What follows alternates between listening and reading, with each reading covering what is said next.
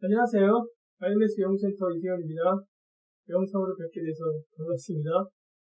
이번 영상에서는 구매 및 공급 관리와 관련된 내용으로 인사를 드리게 되었습니다. 중요한 분야죠. 기업에서 비용을 가장 많이 사용하는 부서이고 상대적으로 구매나 공급 관리와 관련된 분야에 대한 교육 체계가 많이 이루어지지 않고 있는 상황이고, 그래서 현업에서 업무를 보시는 분들의 경우에는 현업을 시작해서부터 구매나 공급 관리와 관련된 업무를 시작하시죠. 그분들에게 기초적인 내용으로 조금이나마 도움이 될 수 있도록 영상을 만들게 되었습니다. 지난번에 영상들은 주로 생산과 관련된 영상이었기 때문에 이번에 주제들은 당분간은 구매나 공급 관리와 관련된 영상으로 내용을 전달하고자 합니다.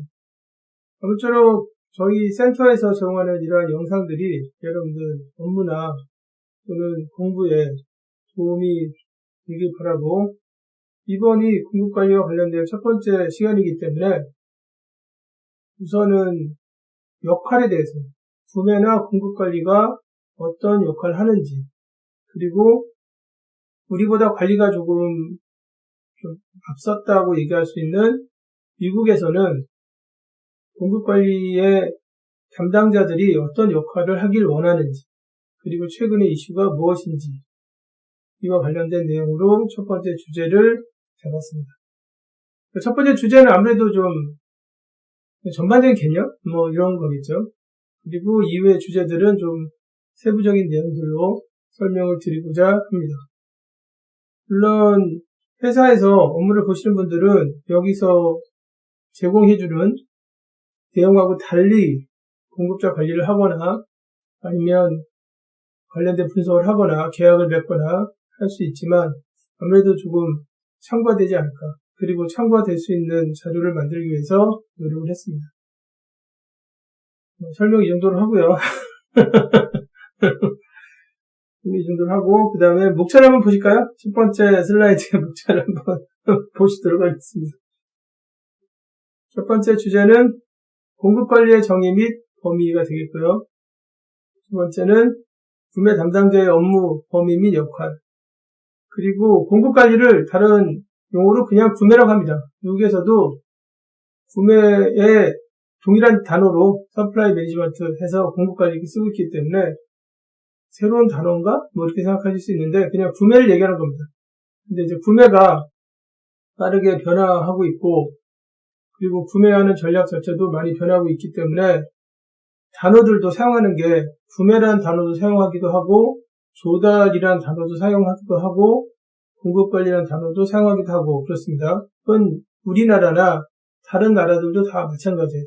그런데 결국은 역할을 보면 어떤 역할을 하는 거냐면, 전통적인 구매 업무, 업체로부터 가격을 보고 가격 분석을 한 다음에 가장 싼 업체를 선정해서 계약을 맺는 그런 업무도 하고, 두 번째는 점점 많아지고 그리고 아주 중요해지는 게 조달 업무. 해외에서 업체를 선정한 다음에 그 업체로부터 우리가 필요로 하는 재료들을 우리 쪽에 생산시설이나 운영 쪽에 또는 설계 쪽에 전달하는 역할, 이런 역할도 하고, 또 세 번째는 서플라이어들하고 장기적인 관계를 맺어서, 물론 이제 전략자재로 들어가 있는 그런 품목들이겠죠. 장기적인 관계를 맺어서 같이 설계도 같이 하고,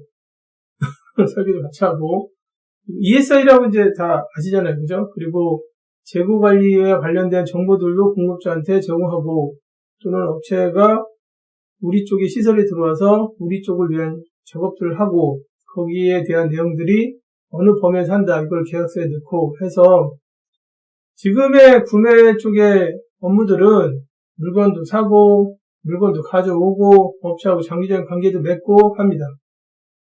그래서 구매를 할 때는 어떤 품목들에 대해서 일반적인 구매 절차가 있는 게 아니라 그 품목의 중요성에 따라서 구매 절차를 거기에 맞게 가져갑니다.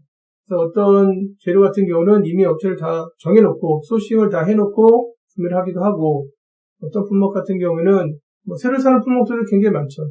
그런 품목 같은 경우에는 정상적인 구매 절차, 그래서 요구사항 분석하고, 그리고 거기에 대해서 견적서나 아니면 제안서 같은 걸 받고, 입찰을 보고 선정하고, 그리고 나서 평가한 다음에 대금 지불하고 이런 절차를 갖는 경우도 있고, 또 어떤 경우에는 업체하고 장기계약을 맺은 다음에 마치 같은 회사처럼 움직이는 경우도 있고 그렇습니다. 그리고 우리가 이러한 구매에 대해서 내용을 좀 절차를 알고 있어야 될 이유는 우리가 공급자로 외국에 있는 다른 기업하고 거래할 때 그쪽의 정책이 어떤 건지를 좀 살펴볼 때도 도움이 돼요. 그래서 우리나라 기업이 우리나라에 있고 우리나라에서 활동하기 때문에 우리나라에 있는 거래처만 거래한다 그런 게 아니라 우리가 거래하는 고객사들은 외국에 많이 있잖아요. 그죠?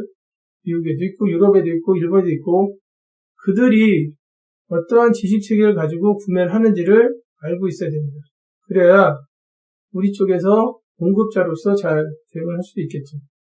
여기 나와 있는 내용들은 우리 쪽에서 정한 어떤 관리 정책이 아니라 미국 기업들이 흔히 사용하는 관리 정책을 설명해 드리고자 하는 거니까 구매 쪽에서는 구매가 저런 일도 하는구나. 아니면 학생분들 같은 경우에는 구매 쪽에서 업무를 볼 때 내가 저런 역할을 할 수 있도록 역량을 키우겠구나 이렇게 이해할 수도 있고 공급하는 사람들, 영업 담당자 입장에서는 쟤네들은 저런 식의 방식으로 업체를 선정하고 업체를 평가하고 업체하고 관계를 가져가는구나. 이런 것들을 이해할 수 있겠죠. 여기 그런 내용들을 이해할 수 있도록 가능한 강의 내용들을 만들었습니다. 그래서 우선은 공급관리의 정의 및 범위가 나오고요. 두 번째가 구매 담당자의 업무 범위는 어떤 게 있느냐. 역시 마찬가지로 이제 회사들마다 다 다르고 그리고 산업의 특성에 따라 다 다릅니다. 다 다른데 예를 들어서 우리가 건설 쪽이다 그러면 입찰을 해서 업체 선정한 다음에 프로젝트를 잘 진행할 수 있도록 하는 게 업무 범위겠죠. 그리고 입찰할 때는 가능한 한 사전에 업체들, 등록된 업체들에 대해서 경쟁 입찰하고 그리고 거기에 맞는 그런 절차를 가져가고 그리고 대금 지불할 때는 또 대금 지불에 맞는 그런 절차를 가져가겠죠. 그런데 서비스 쪽이라든가 아니면 제조 쪽, 특히 제조 쪽 같은 경우에 대량 생산 같은 경우는 또 업무 범위가 좀 달라질 수 있습니다. 그리고 구매 담당자에 대해서 어느 정도 업무 범위를 주느냐는 같은 업종이라도 대량 생산이든 아니면 프로젝트 쪽의 베이스를 갖든 간에 회사의 탑 매니지먼트가 구매의 역할을 어디까지 보느냐가 중요합니다. 탑 매니지먼트가 구매에 대해서 구매는 당연히 중추적인 역할을 해줘야 된다. 회사에서. 그래서 설계하고도 관계가 좀 있고 영업하고도 관계가 있고 생산하고도 관계가 있고 그리고 구매 쪽에 관련된 모든 내용들은 중앙에서 다 만들어진 다음에 그래서 중앙에서 일괄 처리할 수 있게 중앙 조직으로 만들어줘야 된다. 이렇게 구매 쪽에 대한 역할을 중요하게 보면 그러면 여기서 얘기하는 구매가 해야 될 일들 이런 것들을 다 하겠죠. 그런데 그렇지 않고 그냥 구매는 원래 우리가 어렸을 때부터 했던 게 구매 뭐 학교 다닐 때 어렸을 때부터 편의점에서부터 물건 샀던 게 구매잖아요. 그치? 물건 사는 게 구매라는 뜻이니까 했던 거고 아니 물건 살 때 가능한 한 회사 통과해서 물건 사니까 가능한 싸게 사야 되는 거고 그리고 필요할 때 물건 딱딱 넣어주는 거고 그것만 다 하면 되는 거 아니야? 근데 뭘 그거를 뭐 전략을 짜야 되고 전략회의할 때 구매 담당자를 참여시키고 아니 뭐 그럴 필요가 뭐가 있을까 그냥 사는 것만 해 이렇게 해버리면 그러면 담당자가 할 수 있는 게 별로 없겠죠.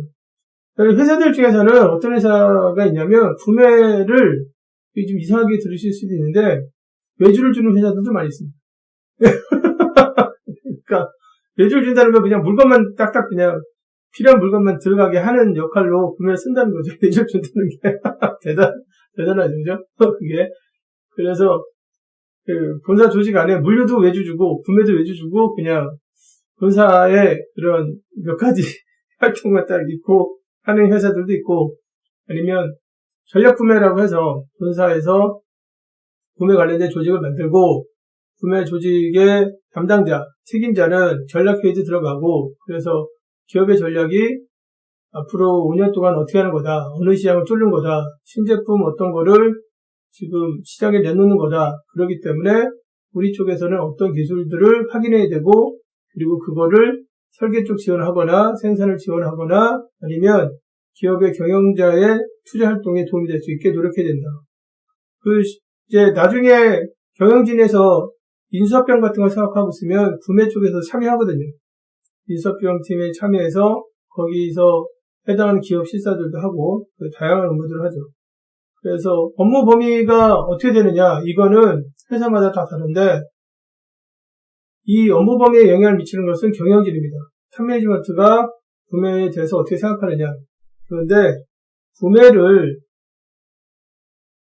그렇게 그냥 단순하게 물건만 사는 부서라고 하면, 그러면 기업의 전력에는 조금 전력의 손실이 생긴다? 이렇게 볼 수 있습니다.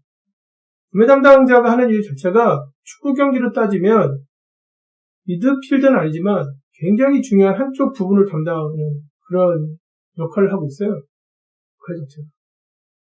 아니면 어느 회사에서는 구매 담당자가 축구로 따지면 중앙에서 전체적인 내용들을 지휘하는 그런 역할을 할 수도 있습니다. 한때 구매 쪽에서는 업체에 대한 품질 평가들을 한 적이 있습니다. 구매에서. 그렇게 되면 업체 선정, 가격 협상, 그리고 계약서 체결, 자재에 대한 공급, 그리고 업체에 대한 품질 평가, 심사, 이것까지 다 한 적이 있었거든요. 지금은 이제 그렇게 하기에는 너무 조직이 커지기 때문에 잘 안 하는데, 품질은 이제 품질 쪽에서 이제 권한을 좀 주기도 하고 이렇게 하는데, 한때 미국에 있는 자동차 회사들은 구매에서 공급자 품질까지 다 했었습니다. 그래서 구매가 하는 역할에 대해서 너무 좁게 정의하게 되면 회사의 전력을 좀 더 극대화하는 데 있어서 손실이 생기지 않을까, 이런 생각이 지금 듭니다. 하여튼 어떤 전략이나 구성이나 그리고 거기에 대한 역할 부여 이런 것들은 결국 경영진이 어떻게 어느 정도까지 알고 있느냐가 좀 중요하긴 하니까 경영진들이 요즘에는 구매를 그냥 단순하게 물건만 사는 데야 이렇게 생각하는 경영진은 없겠죠. 사실은. 그렇게 되면 회사가 오랫동안 활동하기도 어렵고, 그리고 그 안에서 중요한 인재들이 구매보다는 다른 쪽에서 업무를 보려고 하거나 아니면 다른 회사로 가려고 하겠죠. 그래서 여기 구매 담당의 업무 범위 역할도 마찬가지로 이런 정도의 역할을 할 수 있다. 이 정도 스코프로 역할을 할 수 있다. 그래서 거기에 맞게 인적 자원을 구성하고 부서의 업무 분야도 전문화시키고 그리고 중앙에서 관리할 수 있도록 해줘야 된다. 그런 얘기를 이제 드리려고 합니다.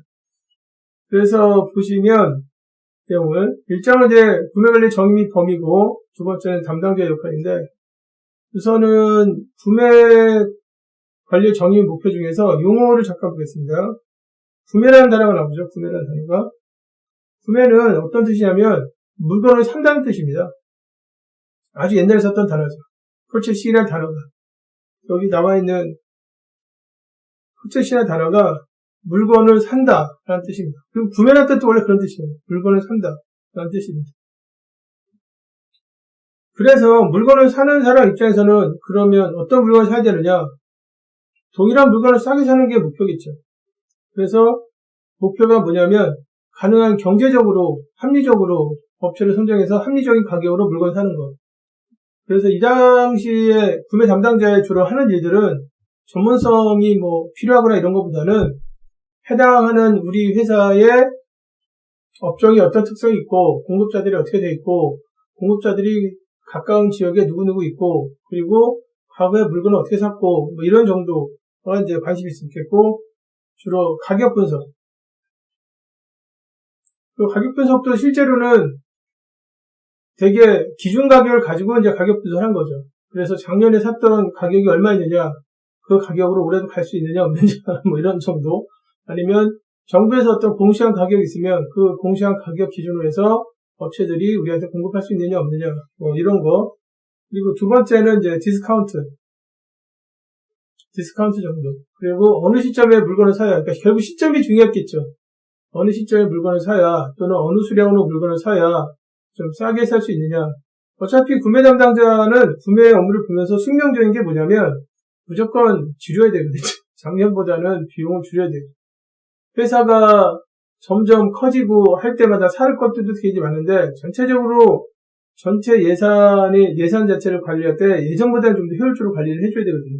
그래서 이런 일들을 이제 많이 했겠죠.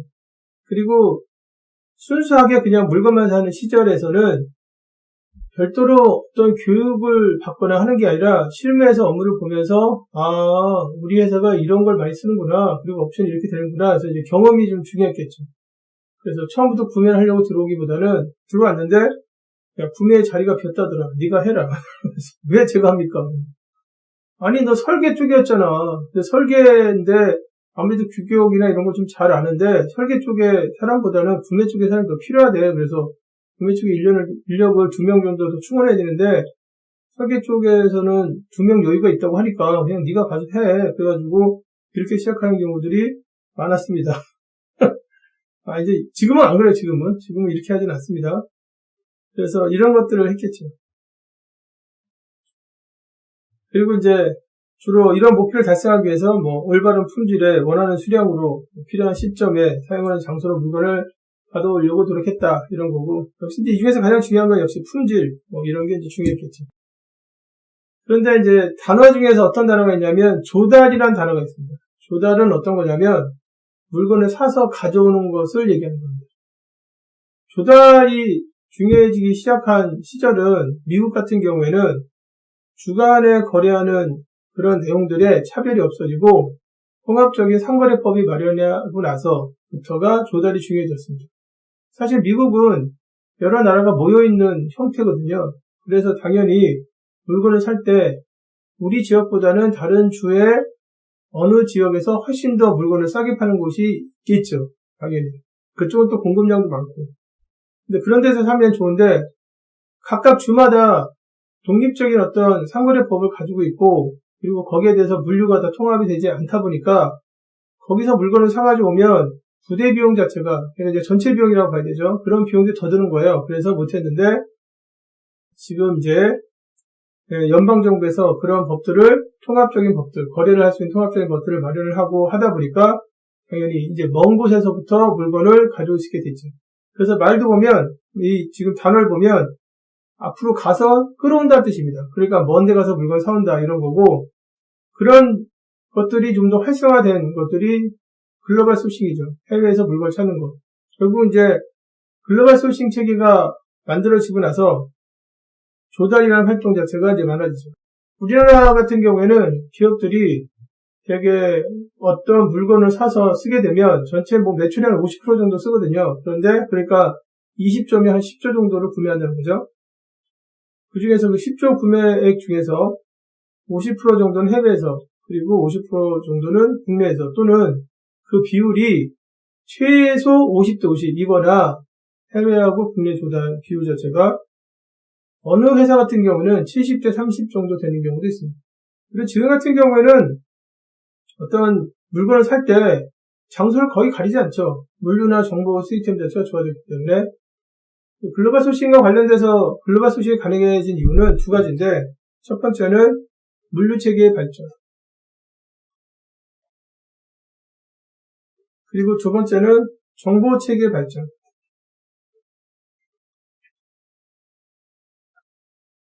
이 두 가지 때문에 글로벌 소싱이 가능해졌습니다. 그래서 여기 말고 딴 데가 더 싸다. 그러면 그냥 사도 되죠. 전체 비용 자체가 거기서 가격하고 그다음에 오는 동안 물류 비용 그리고 오는 동안에 우리 안전제고 갖고 있고 이런 걸 다 하더라도 국내보다 더 싸게 살 수 있는 물건들이 많아지니까. 그리고 구매 담당자는 이제 물건을 살 때 가격만 볼 수 없고요. 나머지 것들도 다 고려해야 됩니다. 그래서 조달 단계가 되면 구매 담당자 시야가 좀 넓어져요. 그래서 이 물건을 살 때 국내 살 때는 어떻게 되고 해외 살 때는 어떻게 되고 해외 살 때는 물류비가 어떻게 되고 리드타임이 어느 정도 되기 때문에 우리가 재고를 얼마 정도 가지고 있어야 되고 또 수요가 어떻게 되고 그다음에 그 나라의 규제가 어떻게 되고 이러다 보니까 조달 시기에서는 지역 전문가도 나오게 되죠. 구매 쪽에서. 그래서 주로 나는 미국 쪽에서 많이 소싱을 해서 물건 산다. 그리고 그 관련된 정보들 잘 정리해서 다음 후임한테도 이제 알려주고. 나는 주로 뭐 소싱을 중국에서 많이 했다. 나는 소싱을 유럽에서 많이 했다. 유럽 쪽에서. 유럽 쪽에 어느 나라 쪽에서 많이 소싱을 했다. 굉장히 그게 중요한 전문 지식이 되죠. 조달되면서 이제 구매가 복잡해지기 시작하는 거죠. 그리고 복잡해지기 시작하기 때문에 교육도 필요하고 관련된 전문성도 요구되는 거고 그런 거죠. 그래서 조달이 되면 여러 가지를 알고 있어야 되는데 물류도 알고 있어야 되고요. 그 물류뿐만이 아니라 거래할 때 어떻게 안전한 거래를 할 것이냐. 안전하게 거래를 할 것이냐. 계약만 맺는다고 해서 안전한 거래가 되는 게 아니거든요. 계약이 언제든지 깨질 수도 있고 물건이 이상하게 올 수도 있고 그리고 나는 계약해서 거래하고 싶어요. 그 해외 업체하고. 근데 해외 업체가 우리를 못 믿을 수도 있죠.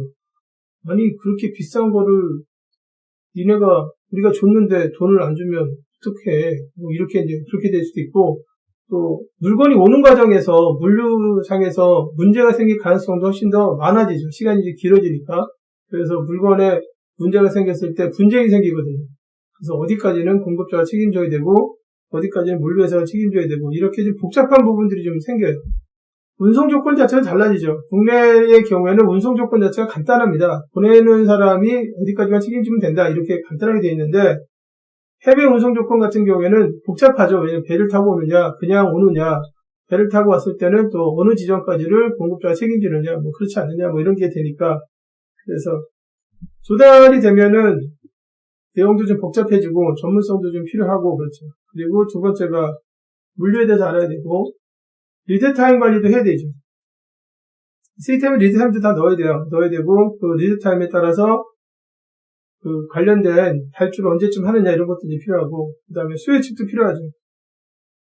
재료 중에서는 생산에 들어가는 재료 같은 경우에는 ERP가 돌아서 ERP 정보를 가지고 뿌려주면 되는데 그렇지 않고 다른 쪽에서는 그런 아이템 같은 경우는 수요 정보를 좀 파악을 해서 가야 됩니다. 그래서 수요 측은 이제 물건을 주문하고서 올 때까지 걸리는 시간이 한 달이다 그러면 최소한 내가 한 달치 정도는 얼마 정도 쓸 건지를 알고 있어야 돼요. 그게 한 달치에 대한 수요치.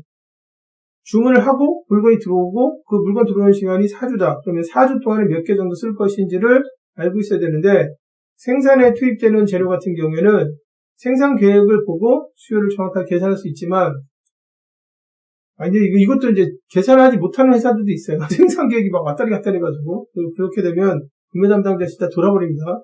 그런데 그렇지 않고 지금 다양한 쪽에서 그리고 물건을 쓸 때 불특정 다수에 쓰는 물건 같은 경우에는 주문하고 나면 한 달 정도 걸린다. 그러면 한 달 동안에 몇 개를 쓸 거냐 이거를 수요측을 해줘야 되겠지. 그래서 수요측 정보도 해야 되고 국가별 지금 규제 같은 것도 알고 있어야 돼요. 나라들마다 근데 뭐 다행히 나라들 간에 또는 국가 간에 아니면 지역별로 FTA 같은 것들이 만들어져 있다. 그러면 거기에 맞춰서 우리한테 유리한 또는 업체하고 협의해서 가능한 두 당사자 간의 이해관계가 맞는 그런 규정을 따르면 되는데 그렇지 않은 곳에서 소싱할 때도 있거든요. 그럴 때는 해당하는 나라의 규제 같은 것도 봐야 되고 또 정치적 이슈 같은 것도 봐야 되고 그렇습니다. 여러 가지 봐야 돼요. 구매에는 해외에서 물건 사게 되면 제일 걱정되는 것 중에 하나가 공급의 연속성이 떨어지는 거. 그래서 갑자기 물건이 못 들어온다 이런 건데 제가 옆에서 지켜보니까 한 20년 정도 지켜보니까 공급이 안 되는 경우가 너무 다양하더라고요. 기후 때문에 안 되는 경우도 있고 질병 때문에 안 되는 경우도 있고 정치적인 이슈 때문에 안 되는 것도 있고 전쟁 때문에 안 되는 경우도 있고 정말 다양합니다. 진짜 정말 다양합니다. 실제로. 그래서 여러 가지를 다 보면서 생각을 해줘야 돼요. 업체를 할 때 그 위험관리 체계를 잘 마련을 해야 됩니다. 그래서 어느 나라의 정부의 정책도 봐야 됩니다.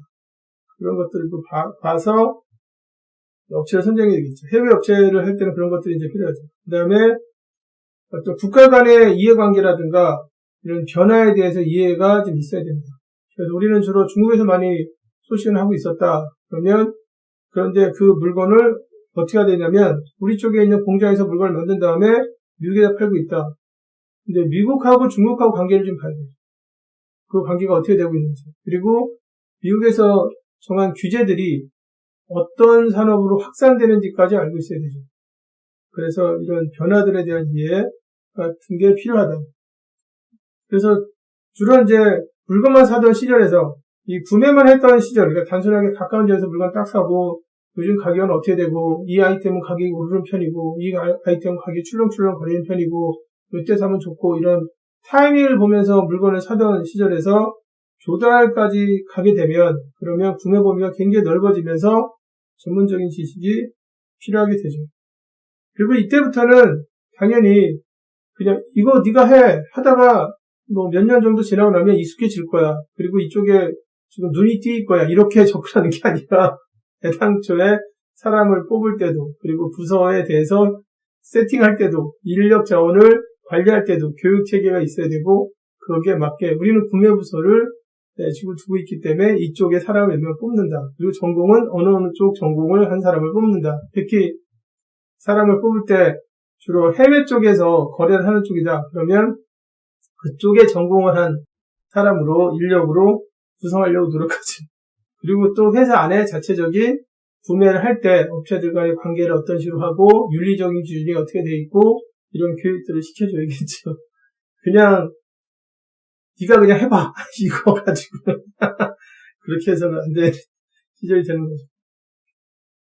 이제 공급관리가 됐는데 공급관리라는 단어는 언제부터 쓰기 시작했냐면 2000년대부터 쓰기 시작했고요. 미국 같은 경우에는 구매와 관련된 자격증 명칭이 어떻게 바뀌었냐면 처음에 명칭은 구매 관련된 지금 제 명칭이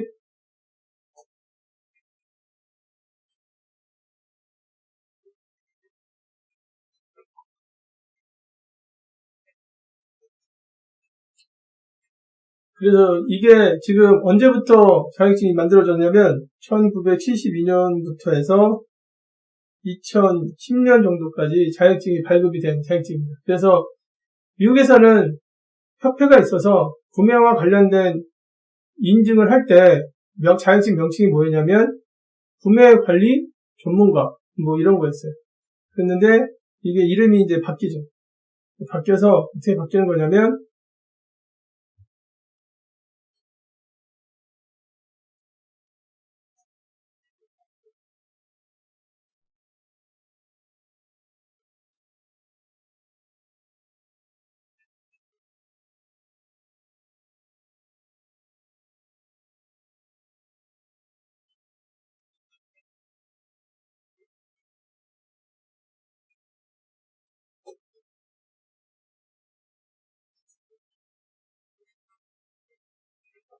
그래서 이렇게 바뀌죠.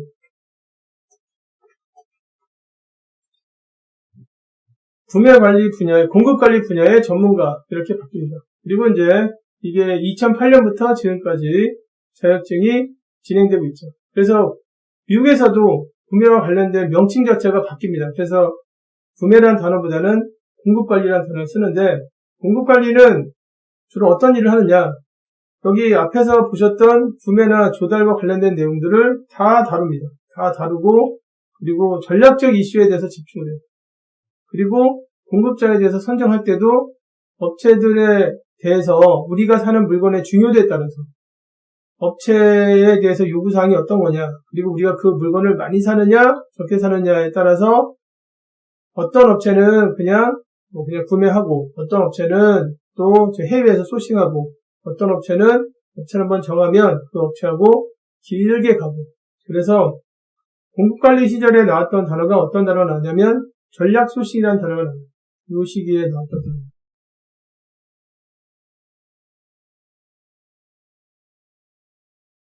전략 소싱이라는 단어는 우리나라로 해석하면 소싱이 업체 선정인데 전략적이라는 말은 무슨 뜻이냐면 길게 보고 업체를 선정한다.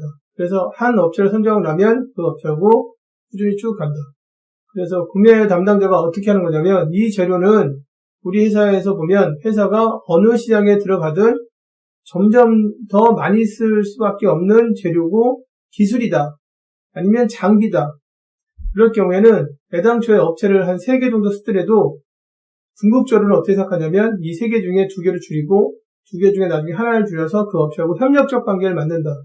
그래야 이 재료에 대해서 기업 전략에 맞게 새로운 시장에 들어가더라도 신제품을 만들더라도 원활하게 전략에 맞는 어떤 구매 활동이 이루어질 수 있다. 이렇게 생각을 하죠. 그래서 공급자하고 협력 강화들이 생기고 그리고 공급관리는 주로 어느 쪽에 집중하는 거냐면 기업 전략이 무엇이냐, 그리고 그 기업 전략에 대해서 구매가 어떤 전략을 가져가는 게 바람직하냐, 기업 전략에 기여하는 쪽에 구매의 목표를 둡니다. 공급관리 쪽에서는 물건을 살 때. 그래서 업체 선정에 대해서 특히 신경을 많이 쓰죠. 그리고 이와 관련된 다양한 활동들을 합니다. 구매의 범위가 굉장히 넓어지죠. 업체에 대해서 품질 심사나 또는 품질 통제 같은 것도 할 수도 있고, 서플라이 체인을 맺어 있는 상태니까 전략 소싱하게 되면 결국 특정한 재료들은 한 업체를 딱 해서 정해서 물건 사기 때문에 자연스럽게 서플라이 체인이 만들어지죠. 그거에 대해서 SCM 같은 것도 하고, 그리고 SCM을 위해서 다양한 프로젝트를 하거나 아니면 신제품 프로젝트 같은 걸 같이 하거나, 그리고 정보 통합들이 이제 만들어지죠. 그래서 업체들이 보낸 재료들은 당연히 우리 정보 시스템을 통해서 공급자한테 다 전달되고 공급자가 알아서 넣어주거나, 아니면은 업체들이 보내주는 재료에 대한 수요 정보를 공급자하고 공유해서 거기에 맞게 통합적인 공급 계획을 짜거나, 그렇게 되면 어떻게 되냐면 필요할 때 자재가 탁 들어오는 동기화 생산 또는 동기화된 어떤 공급이 가능해진다. 싱크로나이제이션이 가능해진다. 그런 거죠.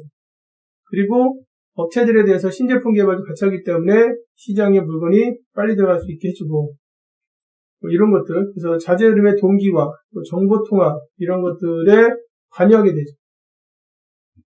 설계할 때 공급자가 들어오려면 우선 구매팀이 먼저 들어와야 됩니다. 그래야 공급자가 들어올 수 있는 거거든요. 그래서 구매 담당자가 먼저 들어와 줘야, 설계 쪽에 처음부터 참여하고 있어야 소위 말해서 ESI가 가능해지는 거거든요.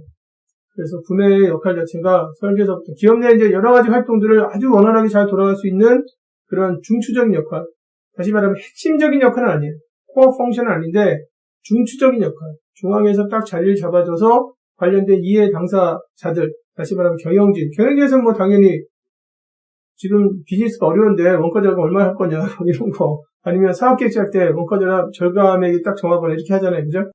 그래서 그런 쪽에 요구사항도 만족하고, 생산 쪽은 뭐 생산할 때 필요한 재료들이 다 들어갈 수 있게 좋은 품질로, 그리고 설계 쪽에 관련된 공급자가 들어와서 아이디어 같은 거 제공하고, 이런 것들이 다 누구를 통해서 이루어지는 거냐면 중간에 가교 역할을 해주는 역할을 해주는 사람들이 구매 담당자예요. 구매 부서가 지금 어떻게 구성되어 있어야 되냐면 전략 소싱팀, 상품 1팀, 2팀, 아니면 그 다음에 설계 쪽 지원하는 팀, 뭐 이런 식으로 구성을 해줘야 됩니다.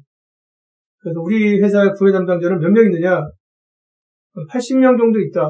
아니면 60명 있다. 그럼 60명이 뭐 그냥 각계전차느냐? 절대 그렇지 않습니다. 회사에서 구매를 필요로 하는 다양한 분야들이 있기 때문에 거기에 맞게 부서를 나누죠. 그래서 우린 60명 있는데 팀이 몇 팀 정도 되어 있냐면 4개로 나눠져 있다. 또는 5개 정도 나눠져서 여기서는 전략 소싱하고, 그리고 또 지금 이제 또 상품 1팀에서는 주로 해외에서 들어온 거 담당하고, 뭐 설계 지원도 하고 이렇게 되어 있고요. 그 다음에 여기서 끝나는 게 아니라 뭐가 있냐면 구매에서 해야 될 것 중에 하나가 사회적 책임이라는 게 있어요. 우리나라는 사회적 책임과 관련된 구체적인 입법이 되고 있지는 않지만 미국 같은 경우에는 사회적 책임과 관련된 구체적인 입법이 되어 있는 상태이기 때문에 구매 담당자가 사회적 책임에 대해서 이행을 해야 됩니다. 그래서 이런 활동들 말고도 어떤 게 있냐면 지속성장과 관련된 사회적 책임이 있어요. 보통 이제 지속성장 전략은 밑에 지금 이제 제가 영상이 있어서 되어 있는데 잠깐 지우겠습니다. 우선은 지속성장 전략은 다음 세대의 능력을 훼손하지 않으면서 지금 세대에 대한 다양한 이해관계를 만족시키는 사회적 전략 이거고, 지속성장과 관련된 내용들은 회사에서 정한 게 아니라 국가에서 정한 거예요. 국가가 다시 말하면 사회를 대표하는데 사회의 안정적인 발전을 위해서 기업은 이러이러한 것들을 해야 된다 하는데, 지속성장 관련돼서 다시 한번 구체적으로 큰 주제를 보면 첫 번째가 뭐냐면, 그래서 기업은 지속성장을 위해서 사회의 지속적인 어떤 발전을 위해서 다음 같은 걸 해야 된다. 첫 번째, 법규 준수.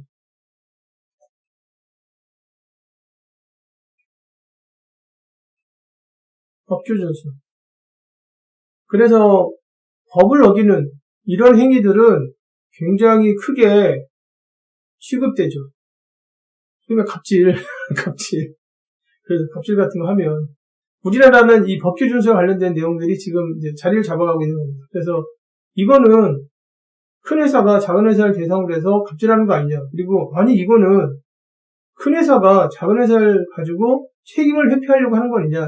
그래서 최근 몇 년간의 이슈는 뭐였냐면 큰 회사가 횡포를 부리면 안 된다 이런 거였는데 지금은 어떤 거였냐면 작은 회사가 큰 회사를 위해서 일을 할 때 큰 회사 안에서 큰 회사 일을 하다가 다치게 되면 그거는 그 회사가 책임진다.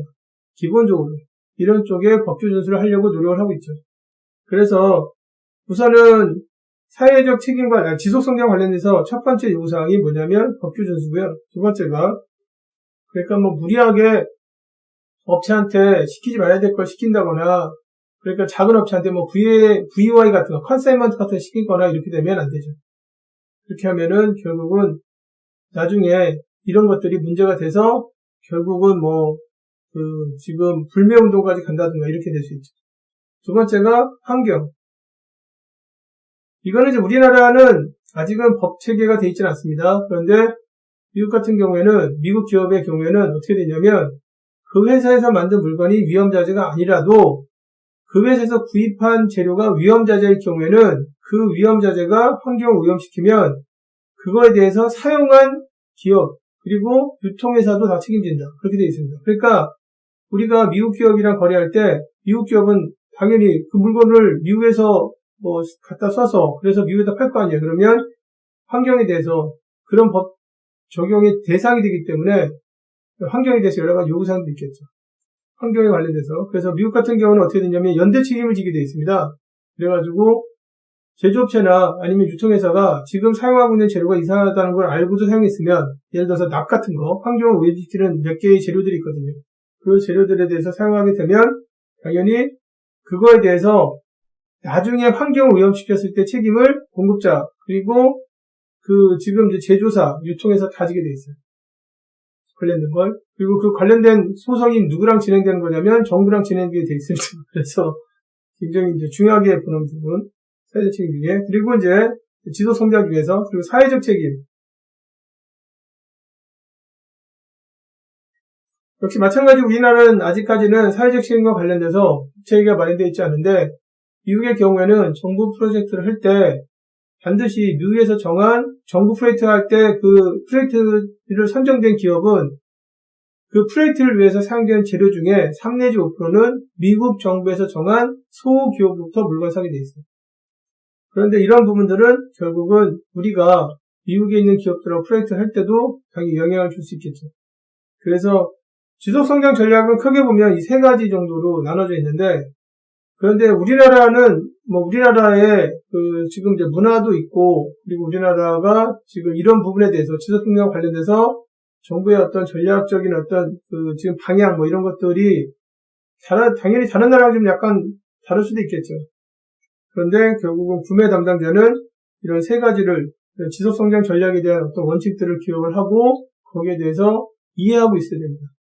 그래서 우리 앞서서 한 20년 전에 또는 같이 업무를 보다 보면 10년 전에 구매했던 방식이 지금은 안 되는 경우도 있어요.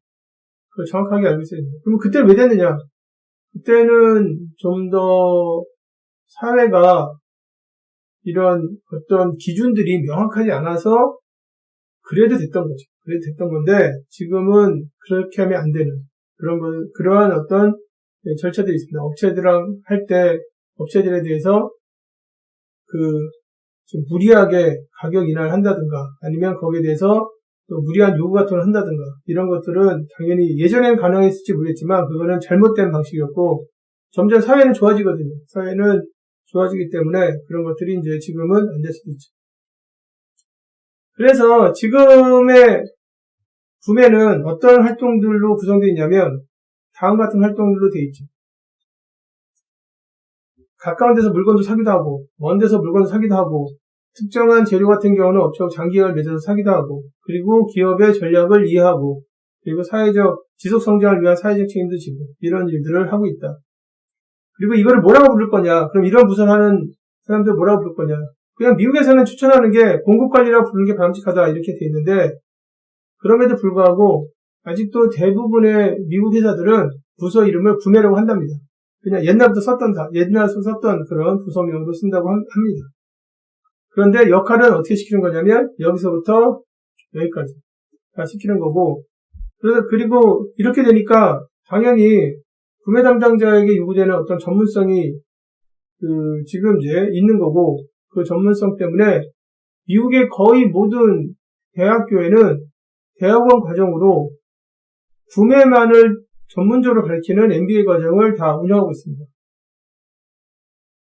그게 좀 약간 제가 몇 년 전에 찾았을 때, 몇 년 전에 미국에는 구매를 어떻게 가르치나, 또 구매와 관련된 전공을 어느 지금 과에서 담당하나, 또는 구매만 별도로 하는 게 있나 봤는데, 대학에서 구매만 별도로 하는 데는 없어요. 대학에서 구매를 별도로 하는 데는 많지 않습니다. 국방과 관련된 쪽에 있는 대학들은 이제 그런 게 있는데, 그런데 이제 보통 일반적인 비즈니스 쪽에 구매와 관련된 정보를 가지고 있지는 않는데, 대학원 과정은 다 가지고 있습니다. 구매와 관련된 전공을 다 가지고 있어요. 그런 게 좀 다르더라고요. 그래서 구매가 좀 더 하는 일들이 많고 전문성이 요구되기 때문에 대학원 과정에서 전문가 과정으로 양성을 하고 있고, 자격증도 우리나라도 마찬가지로 구매 관련된 자격증이 있습니다. 그런데 자격증도 마찬가지로 오래전에 한 50년 전에 벌써 만들어서 지금까지 쭉 이어지는 자격증 체계가 있다. 전에 땄던 사람들은, 지금은 그분들이 기업 안에서 활동할지는 모르겠네요. 활동하면 지금 우리 부서장이 CPM이야. CPM이 했대. 아니면 지금 없을 것 같은데요. CPM 자격증을 가지고 활동하는 사람들은 별로 없을 것 같아요. 근데 지금은 다 CPSM이라는 자격증을 시험을 보고 자격증을 따거나 자격증을 따면 인정을 해주거나 하는 기업도 좀 있죠. 공급관리에 대해서 설명이 드렸습니다. 정의 보시면, 여기 정의는 미국의 ISM에서 구매협회죠. 미국의 공급관리협회에서 정한 정의인데, 정의가 이제 여기 밑에 영어로 된 정의니까 이렇게 돼 있죠. 그리고 여기서 키워드는 뭐냐면, 기업의 전략적 목표를 달성할 때 도움을 주기 위한 활동들, 이렇게 돼 있고요. 해석하면 이제 위와 같습니다. 기업의 전략적 목표 달성에 필요한 자원이라고 했으니까 장비일 수도 있고, 재료일 수도 있고, 서비스일 수도 있고, 다양하죠. 인력일 수도 있고, 다양하죠. 그러니까 구매 범위가 굉장히 넓습니다, 사실은. 이와 관련된 능력을 확인하고, 그래서 앞으로 5년 뒤에는 이런 게 필요할 것 같아. 3년 뒤에는 이런 게 필요할 것 같아. 그리고 이제 때가 되면 거기서 확보하고, 이용 및 관리를 하게 하는 활동들, 기업 전략에 맞게 이런 것들을 잘 지원하는 활동들을 공급관리라고 한다. 그래서 그냥 가격으로 싸게 살 수 있는 건 가까운 데 사고, 그리고 조금 더 해외에서 사는 게 품질이나 이런 쪽에서 훨씬 더 유리하다 그러면 해외까지 가서 물건 사고, 또 이 재료는 전략 재료이기 때문에 업체들을 어떻게 해야 되냐면, 결과적으로는 나중에 한 업체를 만든 다음에 설계도 같이 하고 공동 개발할 수 있는, 이렇게 가져야 된다. 긴밀한 협력 관계를 가져야 된다. 그러면 그렇게 하고, 이렇게 역할들을 하는 게 공급관리가 됐다. 그런 얘기입니다. 정의를 이제 보시면 되겠습니다. 이 정의 자체가 굉장히 추상적으로 되어 있죠. 예전처럼 필요한 수량으로, 필요한 시점에, 필요한 장소까지 정말 좋은 품질의 재료를 또는 서비스를 최소한의 가격으로 물건 산다. 이게 사실은 구매 목표다. 그렇게는 그거는 언제적 정의냐면 50년 전에 정의고, 그 50년 전에 정의를 가지고 지금까지 얘기하는 사람들도 있어요. 그래서 말씀드리는 겁니다. 그건 50년 전에 정의고, 지금 그렇게 하면 뒤처지는 거예요. 뒤처지는 거. 구매 부서를 그렇게 활용해서는 안 됩니다. 구매 부서를 정말 많은 부분에 지금 스며들게 해줘야 된단 말이에요. 거기에 맞게 교육체계 가져야 되고, 거기에 맞게 인적 자원을 구성해줘야 되고, 관리도 해줘야 되고, 구매 쪽에와 관련된 그 부서장을 딱 둬야 된단 말입니다. 그냥 경영 총괄해서 그 담당자가 물류도 하고, 생산도 하고, 구매도 하고, 아니면 생산을 안 하고, 나머지 기타 등등 지원 활동도 한다. 경영 지원 팀장 안에 다 둔다. 이렇게 되는 건 좀. 그렇게 되는 회사가 거의 없죠, 요즘에는. 두 번째 보겠습니다. 두 번째 보시면, 구매 담당자는 그럼 어떤 업무들을 하느냐. 현실적으로, 지금 구매 담당자 업무를 이렇게 나눠보면, 첫 번째가 구매 담당자가 꼭 해야 될 일, 이건 뭐 여러 가지가 있어요. 여러 가지가 있는데, 앞에 이제 그 구매 담당자 해야 될 일들도 잠깐 설명해 드렸습니다. 그런데, 구매 담당자가 꼭 해야 될 것 중에 하나가 뭐냐면, 비용 절약. 이거는 뭐 그냥 구매 담당자로 일을 시작하면 반드시 할 수밖에 없는. 그래서 비용 절약. 이 영어로 하면 뭐냐면, 돈까지 맨날 쌓아야 돼, 돈까지. 그리고 이제 비용 절약은 어떤 방법들이 있냐면, 첫 번째가, 돈까지가 잘라내는 거죠. 이거는 필요 없으니까 이제 쓰지 않도록 하자, 뭐 이런 거죠.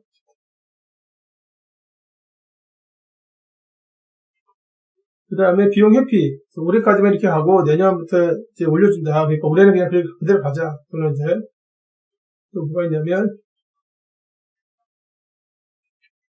비용 억제. 그래서, 우리가 앞으로 5년 동안 계속 쓸 테니까 그냥 이 가격으로 계속 주면 안 되겠느냐. 뭐 이런 식으로 가는 게 컨테인먼트인데, 구매 담당자의 업무의 숙명적인 것들이 이겁니다. 비용 분석하고, 그리고 비용을 어떻게든지 주려고 노력하는 거예요. 그래서 사실 설계 쪽에 참여하는 거 되게 중요해요. 왜냐면 설계 쪽에 참여하게 되면 아무래도 지금 레버리지, 소위 말해서 대량 구매할 수 있는 기회가 생기거든요. 설계 쪽에서는 이 재료에 대해서 기능을 잘 알고 있는 거지, 이 재료를 공급하고 있는 공급자의 공급시장이 어떻게 되는지 잘 몰라요.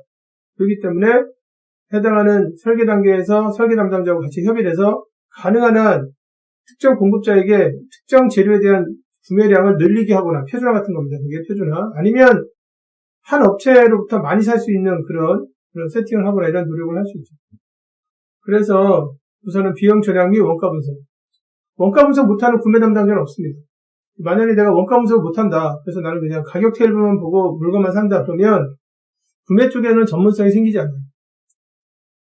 그러니까 나는 바이어인데 내가 항상 업체 선정하는 건 뭐냐면 가격 테이블을 쫙 깔아. 쫙 간 다음에, 물론 이제 그게 업체로부터 가격일 수도 있고 한데, 쫙 간 다음에 제일 작은 업체들만 선정한다. 그거는 본인이 하면서도 알고 있어야 돼요. 내가 이 업무를 하고 있으면서도, 이건 고등학교만 나와도 할 수 있는 건데 내가 지금 하고 있단 말이에요. 그러면 나는 이쪽에서는 더 성장하기가 어려워요. 그러니까 회사에서 구매업무를 보시는 분들은 어떤 걸 생각하셔야 되냐면, 내가 지금 하고 있는 업무가 나를 성장시키느냐를 알고 있어야 됩니다. 그래서 원가에 대해서 들어가서 보셔야 돼요. 그래서 이 물건을 만들 때 제조 공정이 어떻게 되고, 회사들마다 어떤 기술을 사용하고 있고, 그래서 표준 작업이 어떻게 되고, BOM이 어떻게 구성되어 있고, 이런 것들을 알고 있어야 됩니다. 그건 전문 지식인데, 그냥 단순하게 엑셀로 테이블 쫙 간 다음에 그중에서 제일 작은 걸 찾는 거. 다만 아이템은 겁나 많아요. 겁나 많은데, 그런 것들을 찾는 거, 그런 것들은 앞으로 3년이나 5년 뒤에 AI로 다 할 수 있습니다. 구매와 관련돼서. 빅데이터 분석해서 그중에서 가장 괜찮은 지금 조합, 해당하는 재료들과 그 재료들에 대한 가격 조합을 딱 추천하는 거는 AI로 다 할 수 있어요. 실제로 ABB 같은 데서는 그렇게 하고 있어요. 그래서 가격 분석을 가지고 구매 업무를 보시는 분들은 좀 생각을 하셔야 됩니다. 그래서 이제 원가 분석 꼭 하셔야 되고, 원가 분석 안에 원가를 구성하는 활동들, 베이스가 되는 활동들, 이런 것들을 좀 알고 계셔야 돼요. 두 번째가 경쟁 입찰, 협상 및 계약 절차에 대한 이해. 이건 뭐 기본적인 거죠. 특히 프로젝트 쪽에 하시는 분들이 잘 하셔야 되는데, 경쟁 입찰, 또 계약서 쓰고 협상 중에서 점점 중요해지는 부분이 협상입니다. 협상은 아마 기술이 발전하더라도 협상과 관련된 있는 어떤 내용들은 구매 담당자가 꼭 해야 될 수밖에 없는 그런 거고, 협상은 또 재밌는 게 뭐냐면, 보통은 어떤 일들이 계획을 잘 짜면 그 실행할 때가 쉽거든요. 그런데 협상은 계획은 정말 두루뭉술합니다. 이번 협상의 목표는 가격을 깎는 건데 잘 만나서 해봐. 이런 식으로 돼 있어요. 그러니까 협상이, 근데 업체는 어디 업체냐면 유럽의 벨기에에 있는 업체야. 근데 그 담당자가 지금 공급자가 굉장히 지금 품질에 대해서 이런 것들에 대해서 자부심이 이제 높고, 그리고 되게 유명한 회사인데 잘 만나서 해봐. 이렇게. 근데 가격 좀 싸게 하고 물건을 확보해야 된다. 뭐 이런 식으로 한단 말이야. 그게. 그러니까 협상과 관련된 계획은 정말 단순해, 그냥. 협상 목표가 계획이요, 그게. 그리고 협상은 어떤 것에서 좋은 결과가 이루어지냐. 협상 테이블에서 구매 담당자가 그 사람을 만나서 어떻게 이야기를 주고받느냐에 달려있어요. 그러니까 협상 전술에 달려있어요. 협상 전술이 어떻게 가져가냐에 따라서 결과가 결정되는 거예요. 가격을 지금 우리가 원하는 걸로 가져갈 수도 있고, 물량을 확보할 수도 있고, 그게. 그래서 협상과 관련돼서는 몇 가지 원칙들이 나오긴 하는데, 나중에 구매 담당자께서는 그러면 어느 경우에 이 기법을 쓰고, 어느 이 기법을 쓰고 그런 게 아니라, 이렇게 쓰는 경우도 있고, 저렇게 쓰는 경우 여러 가지가 있구나 해서, 그걸 내 지금 활동에 녹여내야 돼요. 그래서 그 테이블 안에서 그거를 이렇게 유연하게 그때 상황에 맞춰서 쓸 수 있어야 돼요. 그리고 협상은 점점 중요해지는 것들입니다. 입찰 절차라든가 계약 절차는 다 절차가 딱딱딱딱 공정하게 딱 정해져 있어서 이 내용들이 정보기술로 다 담을 수 있거든요. 협상. 그리고 업체평가 및 소싱. 이거 굉장히 중요하죠. 여기 업체평가도 굉장히 중요하고요. 그리고 소싱, 업체 선정이라는 뜻입니다. 사실은 구매 담당자가 해야 될 가장 중요한 일은 업체 선정이에요. 그 업체 선정에 다 들어가 있어요. 원가 분석도 하는 거고, 협상도 하는 거고, 제조 관련된 기술도 이해하는 거고, 그리고 표준 원가나 표준 작업이나 이런 것들 다 이해하고, 걔네가 어떤 경영 정책을 쓰고 있는지 다 보는 거고 하는 겁니다. 그래서 소싱 안에 모든 게 다 들어가 있다고 보시면 돼요. 그리고 구매 담당자 하는 일 중에 가장 중요한 게 소싱이에요. 소싱을 어떻게 했느냐에 따라서 나중에 정말 업체를 잘 만나서 그 업체가 우리한테 꾸준하게 우리가 원하는 대로 잘 공급했다 안 했다 이런 것들이 결정되는 거란 말이에요. 그래서 소싱, 업체 평가 및 소싱. 평가할 때는 뭐 업체가 어느 정도 생산 능력이든지 구매 담당자가 외국에 있는 공장에 가서 딱 공장을 딱 보자마자 여기는 생산 능력이 괜찮은 것 같아. 생산이 잘 돼 있군. 이런 걸 딱 알 수 있을까요? 쉽게? 그렇지 않습니다. 거기다가 우리나라는 어떤 것들이 좀 강하냐면 생산을 약간 천시하는 경향이 좀 있어요. 그러다 보니까 현장에 대해서 잘 몰라요. 그냥 현장은 원래 그냥 물건 만드는 곳인데 나는 그냥 거기가 막 좀 기계도 굉장히 많고 약간 좀 어둡고 그리고 거기 있는 사람들도 좀 표정이 그냥 좀 그렇고 해가지고 그냥 좀 이상하긴 하더라고 그게. 아니면 또 내가 있는 회사는 그냥 기계만 계속 들어가 막 그래가지고 그게 뭐 하는지 잘 모르겠어. 막 이런단 말이지. 그런데 구매 담당자는 뭘 알아야 되냐면 그 회사를 방문했을 때 중요한 거니까 방문하겠죠. 홈페이지 보고 그냥 물건 클릭하는 게 아니라 방문까지 하면 중요한 재료권이에요. 그죠? 방문을 했을 때 딱 알아야 돼. 이 회사는 품질에 문제가 있겠다. 문제가 없겠다. 금방 알아야 됩니다. 그런 것들이 이제 우선은 지식을 이제 교육을 통해서 이제 지식이 마련되어 있어야 되고 그리고 또 거기에 대해서 경영계 정책 뭐 이런 것들이 그 재무적인 것들이야 뭐 신용평가를 보면 되는 거죠. 그래서 업체 평가를 하고 그리고 업체 선정 절차 구매 담당자 역할 중에 아주 중요한 역할이 사실 소싱이고 그리고 공급자의 협력 강화 및 SCM 이거는 벤치마킹하면 돼. 협력 강화를 하는 게 SCM인데 그래서 설계도 이제 같이 한번 해보자 이번 프로젝트에 대해서 그리고 소위 말해서 뭐 제휴 관리 같은 것들은 업체가 그냥 알아서 하고 그리고 그와 관련된 비용을 전체 물량에다 얹어서 그리고 이제 단가 개선할 때 올려주겠다라든가 SCM 관련된 활동들이 잘 되면 결국 고객사는 속도 경쟁력이 좋아지고 전체 비용이 지금 줄어들게 돼 있거든요. 그리고 구매 성과가 좋아지는데 이런 것들은 어떻게 하면 되냐면 다른 회사에서 하는 것도 보고 그리고 이제 업체하고 신뢰관계를 쌓는 게 중요하죠. 업체하고 신뢰관계 쌓으면 어떻게 되느냐? 약속한 물량대로 물건을 사주는 거예요. 그걸 안 하는 구매 담당자도 있습니다. 근데 사실은 그렇게 되면 업체한테 예를 들어 이런 거죠. 올해는 한 3만 개 되니까 3만 개 정도 준비하시면 됩니다. 그래서 가격은 이 정도로 가는 게 좋을 것 같습니다. 그래서 3만 개에 대해서 계약을 했어요. 또는 올해는 50만 개 정도 쓰니까 50만 개 맞춰주십시오. 그리고 50만 개 정도 생산을 하려면 비용 분석을 해보니까 이래저래 해서 그래서 작년에 우리가 40만 개 썼는데 올해 50만 개 정도 쓰니까 비용은 한 몇 프로 정도 다운시킬 수 있다 해놓고 실제로 50만 개 쓰지 않고 40만 개 쓴다. 근데 구매 담당자가 그거를 몰라서 그랬던 게 아니라 알고 있었어요. 애당초에.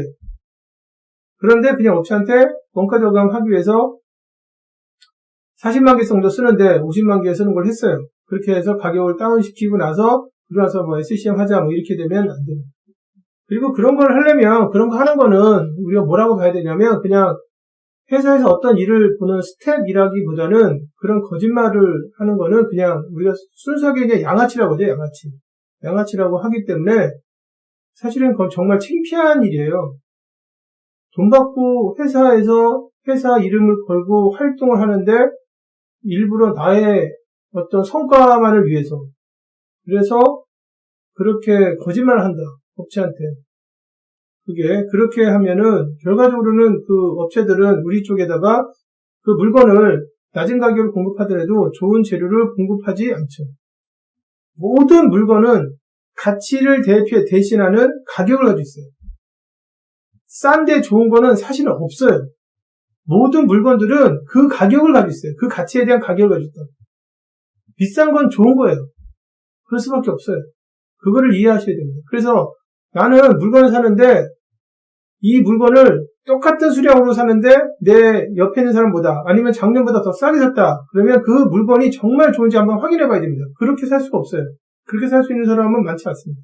많지 않은 게 아니라 실제로 제가 보지를 못했어요. 그럼 어떻게 하면 싸게 사느냐? 작년보다 많이 사면 싸게 살 수 있습니다. 작년보다 많이 사면. 그게 그리고 업체랑 협력 관계를 만들어서 그래서 어느 부분에서 절차를 줄이거나 비용 절감을 하면 싸게 살 수 있어요. 전체 비용 측면에 싸게 살 수 있죠. 그런데 그냥 똑같은 방식으로 작년보다 적게 사거나 동일한 양을 사는데 작년보다 싸게 샀다. 그리고 나 싸게 산 거 되게 좋아해. 좋아하는 사람이 이상한 사람이죠. 세상에 싼 물건은 없습니다. 모든 물건들은 그 물건의 가치에 해당하는 가격을 가지고 있습니다. 그래서 그 가격에 값을 하게 돼 있는 거예요. 그래서 신뢰관계를 만들어야 협력관계가 생긴다. 그리고 협력관계만 생기면 그 다음에 다른 회사에서 이런 거 하니까 우리도 해보자. 뭐 충분히 할 수 있거든요. 그런데 신뢰관계가 생기지 않으면 이런 거 하자 그러면 당연히 업체가 그게 저희가 돈이 좀 드는데 비용이 드는데 그럼 비용을 보존할 수 있겠느냐. 뭐 이런 식으로 해서 서로 이제 이렇게 갈등이 생기거나 어긋나죠. 그래서 협력관계를 만들 때는 신뢰관계가 있어야 되고 구매 담당자가 공급자한테 지키는 신뢰관계는 뭐냐면 어떤 걸 가지고 있어야 되냐면 정확한 수요 정보의 전달? 뭐 이런 것들이 있어요. 올해는 이 정도 쓴다. 그리고 이거보다 약간 더 쓸 수도 있고 덜 쓸 수 있는데 더 쓰게 되면은 가격을 이렇게 조정하고 싶고 덜 쓰게 되면 이 정도 조정하고 싶다. 거의 대부분의 구매 담당자가 95% 넘는 구매 담당자가 그렇게 업체하고 이야기를 합니다. 그러니까 이렇게 하지 않는단 말이에요. 40만 개 쓸 건데 50만 개 쓴다고 뻥카 친 다음에 그 다음에 가격을 깎는 이런 일을 안 한단 말이에요. 그걸 하시는 분들은 자기 주위에 그런 사람만 있으니까 그러니까 양아치만 놀 거 아니야. 그죠? 그러니까 주변 사람들이 다 그럴 거라고 생각하는데 그렇지 않아요. 그렇게 들어가지 않습니다. 그리고 미국 정부에는 어떤 지금 이제 공식도 있냐면 미국 정부도 정부의 어떤 지금 이제 계획이 있어서 업체들하고 물량 계약을 하잖아요. 물량 계약을 하는데 어떤 공식이냐면 만약에 우리가 어떤 프로젝트를 하는데 이 프로젝트 때문에 어떤 재료를 많이 쓴다. 재료를 쓸 때 프로젝트가 좀 불확실해서 30만 개 쓸 수도 있고 40만 개 쓸 수도 있다. 그러면 30만 개에 맞춰서 또는 35만 개에 맞춰서 가격을 정해요. 근데 만약에 그걸 30만 개밖에 못 쓰면 가격을 합리적으로 조정해주는 공식이 있어요. 업체에서 거기에 맞춰서 뭐 지금 이제 일을 하면서 학습이나 이런 것들이 있을 거 아니에요. 그런 것들을 고려해서 조정하는 게 있어요. 만약에 35만 개인데 40만 개 쓰게 된다 그러면 역시 거기에 맞게 가격을 조정하는 공식이 있어요. 그래서 그렇게 가능한 한 신뢰관계를 만들려면 특히 이거 그냥 단순하게 인터넷에서 그냥 쭉 사진 본 다음에 클릭해서 물건 사는 게 아니라 요즘에 제일 싼 데가 어디야 그래서 싼 데서 사는 그런 지금 이제 전술적인 재료가 아니라 전략적인 재료 같은 경우에는 업체하고 이런 관계를 만드는 게 굉장히 중요하다. 라고 이해하시면 될 것 같습니다. 이제 구매 담당자의 지금 업무고 미국의 경우에는 여기 지금 서베이를 해봤는데 이게 서베이가 10년 전 서베이거든요. 그러니까 최근에 서베이는 다시 안 나왔는데 구매 담당자가 주로 어떤 일을 많이 하느냐 그러니까 정말 다양한 일들을 하더라. 그래서 구매 및 조달 업무, 그 다음에 소싱 업무 이게 대부분 모든 구매 담당자가 다 하고 그리고 어떤 업무들을 하는 거냐면 물류 쪽의 업체 선정이라든가 그 다음에 공급자 품질 관리라든가 자재 관리라든가 자재 관리 재고 통제하고 자재 관리는 차이가 있습니다. 자재 관리 같은 경우는 계획 정보도 공급자와 공유할 수 있다는 거죠. 그 다음에 수송이나 뭐 이런 쪽에 이익도 하거나 그리고 지금 이제 해당하는 재료에 대한 이후에 쓰고 남은 거에 대한 지금 이제 처리, 그 다음에 물류센터 관리, 유통이나 뭐 그 다음에 입고 이런 포장, 그리고 제품 개발 쪽, 그리고 제조 쪽의 관리감독 이런 것들도 하더라. 구매 쪽에서 하는 일이 좀 많네요. 근데 여하간에 이런 것들을 하기 때문에 범위가 넓다. 그런 거죠. 업무 범위가. 그래서 구매 담당자 업무 범위 역할 중에서 구매 담당자가 반드시 하고 있어야 될 업무들 한 4가지 정도 설명해 드리고 실제로 미국에서 서베이를 해보니까 다양한 업무들을 구매 담당자들이 하고 있더라. 그래서 이제 구매 담당자로 하기도 하고 그냥 서플라이 매니저라고 공급 관리자 이렇게 얘기하기도 하고 합니다. 그리고 이제 마지막에 관련된 내용인데 여기도 영상이 좀 내용이 기네요. 원래는 길어서 고민을 좀 하고 있거든요. 잘라서 올려야 되나 그냥 올려야 되나. 근데 그냥 올려도 여러분들 끊어서 보시면 되잖아요. 그죠? 잘라서 올리면 마치 많이 올린 것처럼 보여가지고, 지금. 하여튼 새로운 경향인데, 구매 쪽에 새로운 변화들이 있는데, 그 변화들을 어디에서 읽을 수 있냐면, 컨퍼런스에서 읽을 수 있습니다. 그래서, 미국의 구매협회에서 2019년에 컨퍼런스를 했을 때, 지금 이제 4월 7일날, 8일날 이렇게 컨퍼런스 했을 때, 거기에 대한 주제 분야들입니다. 주제 분야들인데, 그 주제 분야들이 주로 최근에 구매 담당자 쪽에서 좀 신경을 많이 써야 될 주제 분야이기 때문에 제가 이제 영상을 올렸습니다. 이 슬라이드 올렸는데 2020년에는 안 했어요. 2020년에는 사실은 안 한 게 아니라 못했죠. 코로나 때문에 2021년에도 못할 것 같습니다. 그래서 당분간 구매와 관련된 관리 분야의 발전은 2, 3년 동안은 관리 분야는 사실은 어떻게 발전하냐면 다른 회사에서 어떻게 하는지, 요즘의 추세가 뭔지 이런 것들을 보면서 배우는 거거든요. 관리 분야라는 게 자꾸 진화하는 거예요. 그래서 다른 쪽을 이렇게 보면서 다른 업종에서 하는 걸 보면서 우리도 한번 응용해보자 이런 건데 그러려면 교류가 있어야 되는데 지금은 교류를 하기가 굉장히 어려운 시기입니다. 사실 대표적인 교류가 컨퍼런스예요. 그래서 우리가 프로젝트 회사인데 이렇게 했다. 우리가 제조회사인데 소싱을 주로 베트남이나 아시아 쪽에서 소싱을 많이 했는데 그쪽의 문화가 이런 특성이 있어서 이런 걸 해봤다. 이렇게 지금 컨퍼런스 같은 걸 통해서 주제 발표를 가지고 서로 교류하는 건데 지금은 화상으로 밖에는 못하는 상황이잖아요. 상황 자체가. 그러다 보니까 작년에 ISM 컨퍼런스는 취소가 됐고 2021년에도 잘 모르겠어요. 그런데 2022년에는 진행할 수 있겠죠. 그런데 2019년에 컨퍼런스 할 때 굉장히 중요한 주제로 다뤘던 게 뭐냐면 신기술 쪽이에요. 디지털 트랜스포메이션 쪽의 기술들.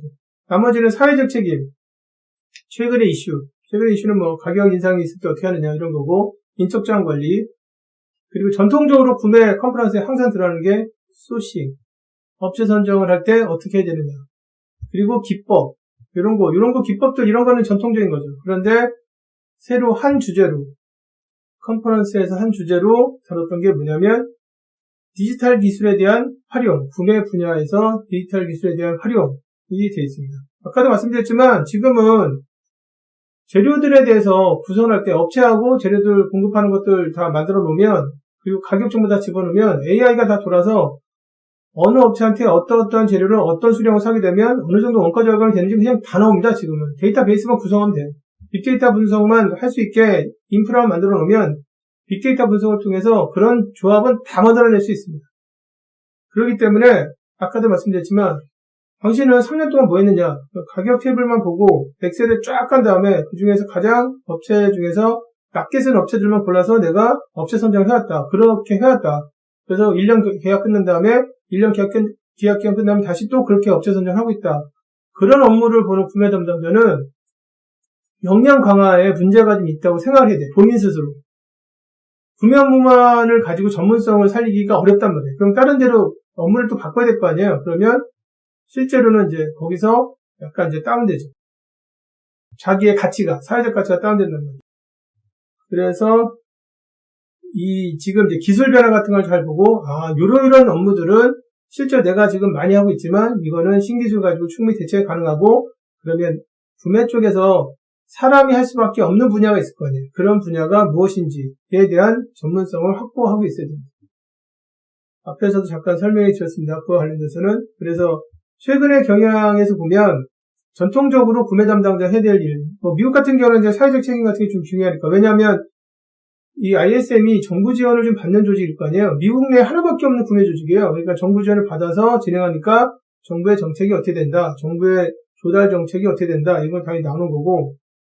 그리고 이제 통상 구매 쪽에서 하는 기법이라든가, 여기가 이제 지금 구매 쪽에서 하는 기법들이죠. 기법이라든가, 그리고 인적자원 관리라든가, 소싱이라든가 이런 것들은 구매의 그냥 큰 주제예요. 그런데 새로 지금 등장한 게 뭐냐면 신기술에 대한 활용. 그 신기술이 사실은 AI라든가, 빅데이터 분석이라든가 이런 거잖아요. 이 신기술의 활용이 들어가 있다.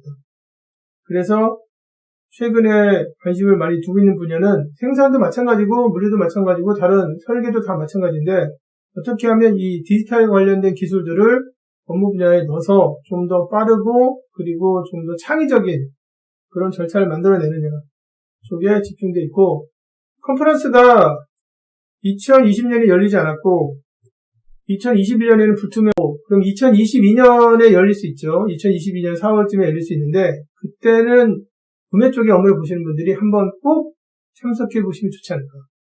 거기서 컨퍼런스나 관련된 주제들을 가지고 공부를 한번 하시면 정말 좋지 않을까.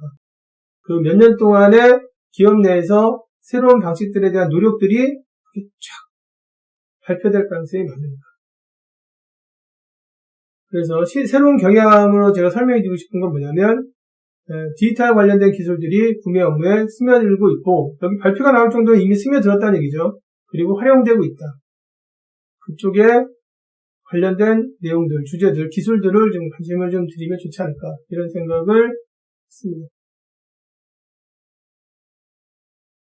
그래서 이번 시간에는 구매 및 공급 관리와 관련된 실무적인 내용 중에서 첫 번째 주제가 되겠고 두 가지 주제를 가지고 설명해 드렸습니다. 구매의 범위, 구매 및 공급 관리의 범위가 어떻게 되고 그리고 공급 관리는 무엇을 의미하는가.